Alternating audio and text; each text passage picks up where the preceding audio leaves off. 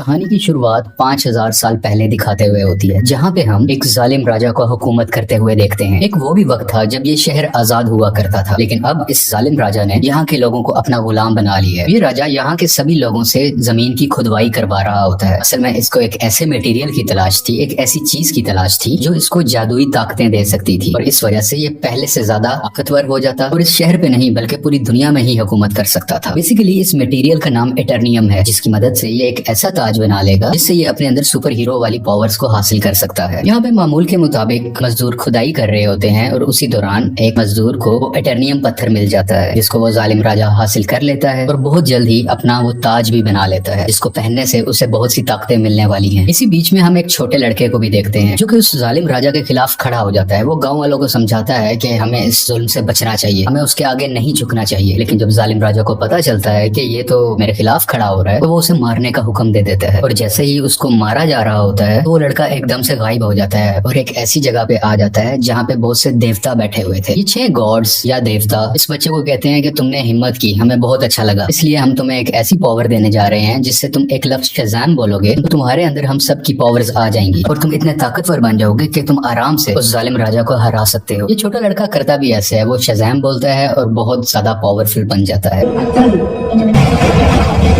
और फौरन ही वो उस राजा के महल में आ जाता है, जहाँ पे वो अपना शैतानी ताज पहन रहा होता है कि उसके पास बहुत सी पावर्स आ जाए। लेकिन जो छोटा लड़का जो शज़ाम बोलने के बाद अब बहुत पावरफुल बन चुका है, वो वहाँ आके तबाही मचा देता है और सबको मारने लगता है। ये इतने गुस्से में होता है कि जालिम राजा के साथ साथ वहाँ के पूरे शहर को ही तबाह कर डालता है। और यहीं से कहानी जाती है 5000 साल बाद और हम प्रेजेंट का टाइम देखते हैं। अभी के टाइम पे भी हमें वही शहर दिखाया जाता है जहाँ पर एक गैंग ने पूरे तरीके से इस शहर पे कब्जा किया होता है। ये लोगों पे जुल्म कर रहे हैं, लूट मार कर रहे हैं, पूरी तरह से इस शहर को कंट्रोल में कर रखा है। असल में इस गैंग का एक ही मकसद है कि उस ताज को तलाश करना, यानी कि ये उसी क्राउन, उसी ताज को तलाश कर रहे होते हैं जो आज से 5000 साल पहले उस जालिम राजा ने बनाया था। वो खुद तो मारा गया था, लेकिन उसका ताज अभी भी कहीं ना कहीं इसी शहर में ही दफन है। अब हम एक लड़की को देखते हैं जिसका नाम एड्रियाना है। वो भी इसी ताज को ही ढूंढ रही होती है। ये लड़की पुरानी चीजों को ढूंढने में काफी एक्सपर्ट है, क्योंकि ये आर्कियोलॉजिस्ट है, यानी ये वो लोग होते हैं जो जमीन की खुदाई करते हैं और हिस्ट्री की बहुत सी चीजों के बारे में काफी मालूमात भी रखते हैं। तो ये लड़की एड्रियाना एक केव में जाती है, एक गार में जाती है, जहाँ पे काफी कोशिशों के बाद इसको वो ताज मिल भी जाता है। एड्रियाना और उसके साथी इसी बात को लेके खुश हो ही रहे होते हैं, तो हमें पता चलता है कि इसी का एक साथी जिसका नाम इस्माइल है, वो उसी गैंग के साथ मिला हुआ है जिसने पूरे शहर पे कब्जा कर रखा है। तभी इस्माइल अपने साथ आए हुए एक साथी को मार देता है और अपने गैंग के दूसरे लोगों को भी उसी गार में बुला लेता है।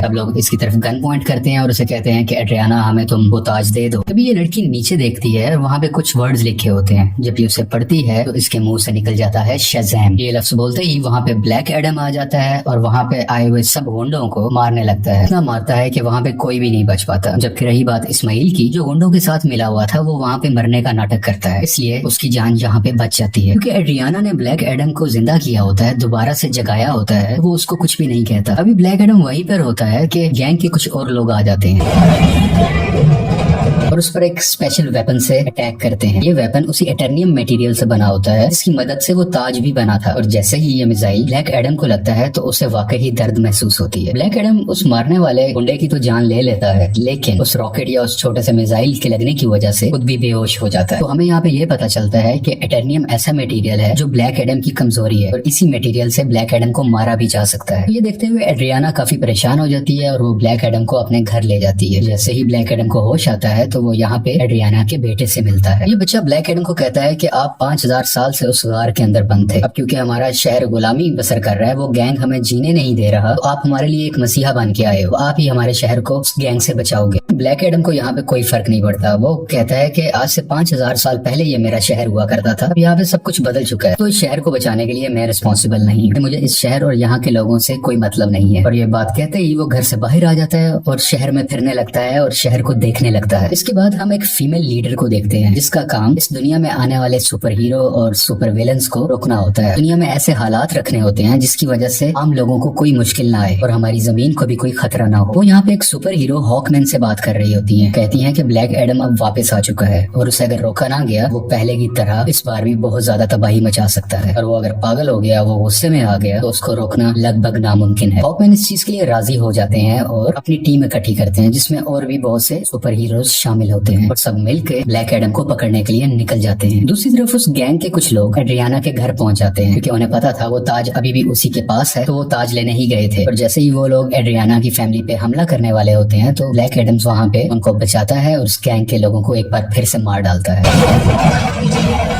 और बचे हुए कुछ लोगों से ये अभी फाइट कर ही रहा होता है। तभी उसी वक्त हॉकमैन की बनाई हुई टीम वहाँ पे आ जाती है और ये सब मिलके ब्लैक एडम से लड़ाई करने लगते हैं। लेकिन अभी भी ब्लैक एडम इन पर भारी था। वो गैंग के लोग और जस्टिस सोसाइटी की टीम दोनों मिलके भी इसका कुछ नहीं बिगाड़ पा रहे थे और आखिरकार ब्लैक एडम वहाँ से चला जाता है। ये जस्टिस सोसाइटी की टीम जो कि हॉकमैन की बनाई हुई टीम है वो एड्रियाना के पास आते हैं और उससे मदद मांगते हैं कि तुम हमारी हेल्प करो उसको पकड़ने में। लेकिन एड्रियाना उन्हें कहती है कि तुम तब कहाँ थे जब हम पे ये जुल्म हो रहे थे, तुम लोगों को तो मैंने पहले कभी नहीं देखा। एक ब्लैक एडम ही है जिसने हमें बचाया, जब मैं मरने वाली थी तो उसी ने ही मुझे बचाया था। जस्टिस सोसाइटी के लोग कहते हैं जिसको तुम समझ रही हो कि वो तुम्हारी हिफाजत कर रहा है वो बहुत खतरनाक है। आज से 5000 साल पहले भी उसने हमारे इसी शहर को पूरे तरीके से तबाह कर दिया था। और बिल आखिर ये लोग एड्रियाना को राजी कर लेते हैं और इसीलिए एड्रियाना इन सबको ब्लैक एडम के पास ले जाती है ताकि सब लोग बैठ के आपस में बात कर सके, ताकि वो दोनों एक दूसरे की बातों को समझ सके और इनकी आपस की लड़ाई आपस में खत्म हो जाए। तभी दूसरी तरफ इस्माइल जो कि एड्रियाना का साथी था वो उसके घर में एंटर हो जाता है ताकि वो ताज वहाँ से ढूंढ सके और उसका इस्तेमाल अपने लिए कर सके। लेकिन जब उसे वो ताज नहीं मिलता तो वो गुस्से में एड्रियाना के बेटे को उठा के अपने साथ ही ले जाता है। यहाँ काफी चालाकी से इसका बेटा अपनी मदर यानी एड्रियाना को फोन कर देता है और सब कुछ बता देता है कि मुझे किडनैप कर लिया गया है, मुझे इस्माइल ने ही किडनैप किया है। सुन के ये काफी परेशान हो जाती है, इसलिए ये जस्टिस सोसाइटी और ब्लैक एडम से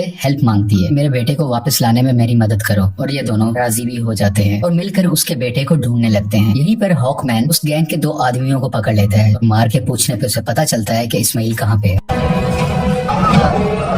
इस्माइल ने उसके बेटे को एक खुफिया जगह में रखा है जो कि एक रेगिस्तान में है। और जब ये सब यानी ब्लैक एडम और जस्टिस सोसाइटी उस जगह पर पहुंचते हैं तो देखते हैं कि इस्माइल ने उसके बेटे पे गन पॉइंट की हुई है। और यहाँ पे इस्माइल एक राज बताता है कि वो गैंग जो पूरे शहर में तबाही मचा रहा है उसका लीडर मैं ही हूँ और ये सब गुंडे मेरे लिए ही काम करते हैं। इसलिए वो एड्रियाना को कहता है कि अगर तुम्हें अपने बेटे की जान बचानी है तो मुझे वो ताज दे दो। तो ये परेशान माँ उसको वो ताज दे देती है ताकि उसके बेटे की जान बच सके। लेकिन इसके बावजूद भी वो उस बच्चे पे गोली चला देता है और जैसे ही ब्लैक एडम ये देखता है तो वो तेज स्पीड से उड़ता हुआ उसके आगे आकर उस बच्चे की जान बचा लेता है और यहाँ पे इस्माइल को अपनी लाइटनिंग से जला के मुकम्मल तरीके से खत्म कर डालता है। यहाँ पे ब्लैक एडम भी हॉकमैन से मिलता है और उसको एक बहुत बड़ा राज बताता है कि आज से 5000 साल पहले वो लड़का जिसने उस जालिम राजा के खिलाफ आवाज उठाई थी वो मैं नहीं था बल्कि वो मेरा बेटा था। और जब जालिम राजा मेरे बेटे को मार रहा था तो वो उसी वक्त वहीं से गायब हो गया था। इस चीज को देखते हुए जालिम राजा को बहुत गुस्सा आया क्योंकि अब वो मेरे बेटे को तो ढूंढ नहीं पा रहा था, तो उसने मुझे मेरे घर वालों को पकड़ लिया और हमें बहुत मारा पीटा। हमें इतने बुरे तरीके से मारा गया कि शायद कुछ जानवरों पे भी ऐसा सलूक नहीं करता। देखते ही देखते मेरी वाइफ वहीं पर मारी गई और मैं भी तकरीबन मरने ही वाला था। तभी मेरा बेटा मेरे पास वापस आ गया जिसके पास बहुत सी शक्तियां थी, बहुत सी पावर्स थी और उसने अपनी सारी पावर्स मुझे दे दी, यानी कि अब सारी पावर्स मेरे अंदर आ चुकी थी। अभी हम दोनों बात कर ही रहे थे तभी जालिम राजा के लोगों ने एक बार फिर से हम पे हमला कर दिया। वहाँ पे मैं तो बच गया क्योंकि मेरे पास बहुत सी पावर्स थी, लेकिन मेरा बेटा मेरी आंखों के सामने ही मारा गया। अपने बेटे को मरता हुआ देख के मैं आग बबूला हो गया, यानी मुझे बहुत गुस्सा आ गया और मैंने जालिम राजा और उसके लोगों को तो मार दिया, लेकिन वो पावर्स वो शक्तियां मेरे काबू में नहीं रही। मैं उन्हें कंट्रोल ही नहीं कर सका। देखते ही देखते ये पूरा शहर मेरे ना चाहते हुए तबाह हो गया।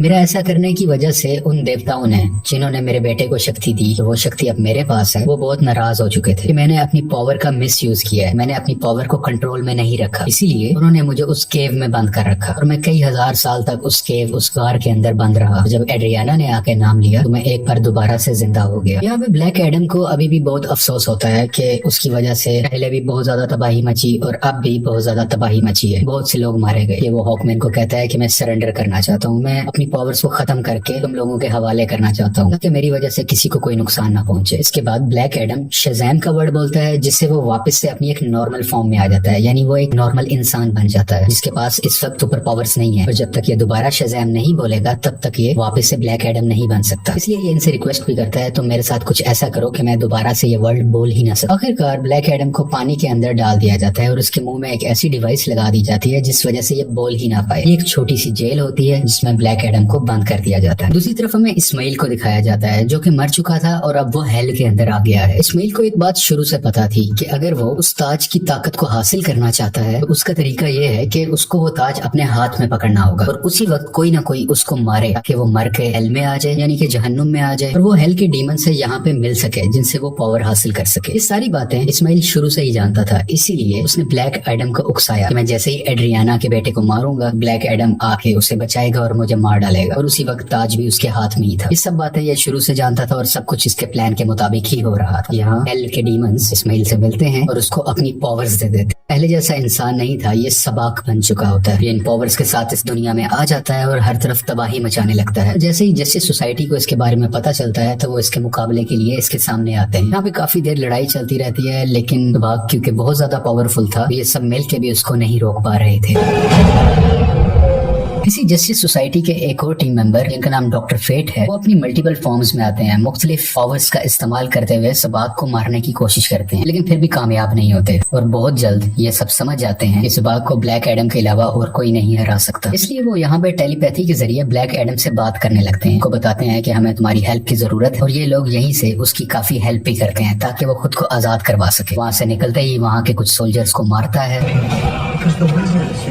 पानी से बाहर आता है और बाहर आते ही सीधा शेज़ैम बोलता है, जिसकी वजह से उसको ब्लैक एडम्स की पावर मिल जाती है और बगैर वक्त जाया किए सबाक के पास जाने लगता है। दूसरी तरफ जस्टिस सोसाइटी के लोग अभी भी सबाक से लड़ रहे होते हैं और इसी दौरान उनका एक साथी डॉक्टर फेट वहीं पर अपनी जान से हाथ धो बैठते हैं, यानी कि मारे जाते हैं। हॉकमैन भी काफी ज्यादा सबाक से लड़ रहे होते हैं, लेकिन इनकी कोशिशें कुछ ज्यादा कामयाब नहीं होती। लेकिन अच्छा तो तब होता है कि उसी वक्त वहाँ पे ब्लैक एडम भी आ जाता है और अब ब्लैक एडम और सबाक की काफी लड़ाई होती है। ये फाइट काफी टक्कर की थी, लेकिन वक्त के साथ ऐसा लग रहा था कि सिर्फ ब्लैक एडम ही है जो सबाक को हरा सकता है। और कुछ ही देर के बाद ब्लैक एडम सबाक के सर को पकड़ के उसके दो हिस्से कर डालता है और उसको मुकम्मल तरीके से फाड़ कर आखिरकार सबाक की जान ले लेता है। इसी वजह से सबाक की मौत हो जाती है और सब कुछ सुकून में आ जाता है, सब कुछ ठीक होने लगता है। शहर के लोग ब्लैक एडम को अपना मसीहा मानने लगते हैं। वो सब इस बात को मान लेते हैं कि ब्लैक एडम ने हमें और हमारे शहर को बचाया है। इसके बाद हम उसी लेडी को देखते हैं जिसने जस्टिस सोसाइटी की टीम को बनाया होता है ताकि वो ब्लैक एडम को रोक सके। वो यहाँ पे ब्लैक एडम को कहती है कि ठीक है, तुम्हें जो करना है वो करो, लेकिन तुम अपने इस शहर से ना निकलना। तुम इस शहर के लोगों के मसीहा बनो, उनका ख्याल रखो, गार्डियन बनो, मुझे उससे परवाह नहीं है, लेकिन अपने इस शहर से तुमने नहीं निकलना, क्योंकि अगर तुम इस शहर से बाहर आए तो तुम्हारे लिए अच्छा नहीं होगा। यहाँ पे ब्लैक एडम बैठा उसको देखता है और कहता है कि मुझ पे कोई हुक्म नहीं चला सकता, और उसका जब भी कुछ भी करने को दिल करेगा वो अपनी ही मर्जी करेगा। लेकिन तभी वो लेडी बोलती है, हाँ शायद तुम ठीक कह रहे हो, तुम्हें इस दुनिया में रहने वाला तो शायद कोई नहीं रोक सकता, लेकिन मैं किसी ऐसे को जानती हूँ जो हमारी दुनिया से नहीं है। और ब्लैक एडम को गुस्सा आता है और वो स्क्रीन को ही तोड़ देता है जिससे वो लेडी बात कर रही थी। स्क्रीन के टूटने से हर तरफ धुआं ही धुआं होने लगता है और तभी उस धुएं से बाहर आता है सुपरमैन और वो ब्लैक एडम को कहता है कि हमें शायद बैठ के बात करनी चाहिए। और यहाँ पे सुपरमैन के ये कहते ही इस मूवी की कहानी यहीं पे खत्म हो जाती है।